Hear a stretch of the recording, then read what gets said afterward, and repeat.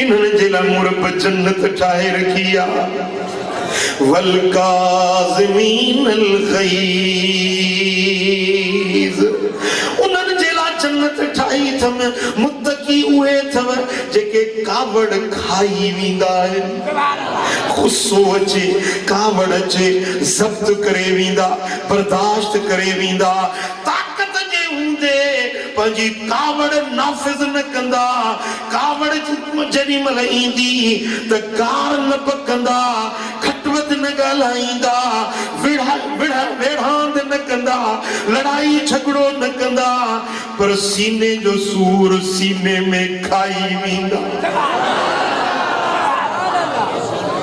वल आफ़ीन अन्नास, रुगे कावड़ न खाईंदा पर माण्हुनि खे माफ़ी बि ॾेई छॾींदा।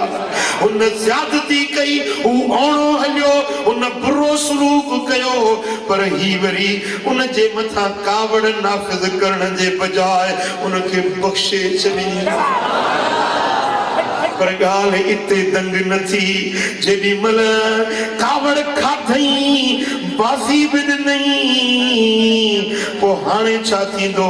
अल्लाह तो फरमाए त इहो बानो अथव एहसान करण वारो। चयो केरा? ॻाल्हायो केरा?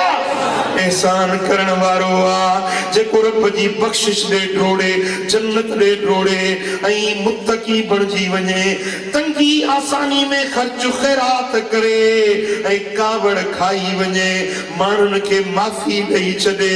ये 5-6 खूबियूं जंहिंमें ॾिसो इहो अथव एहसान करण वारो।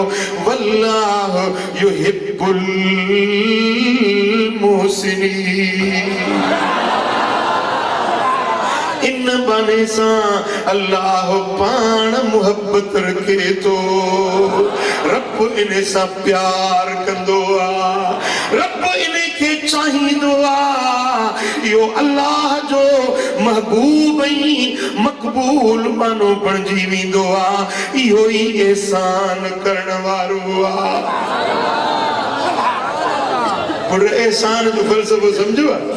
एहसान छा के ज़रबो आहे? जैसा रब गॾु आहे, जैसा रब प्यार रखंदो आहे, जंहिं ते रब जी रहमत आशिक हूंदी आहे।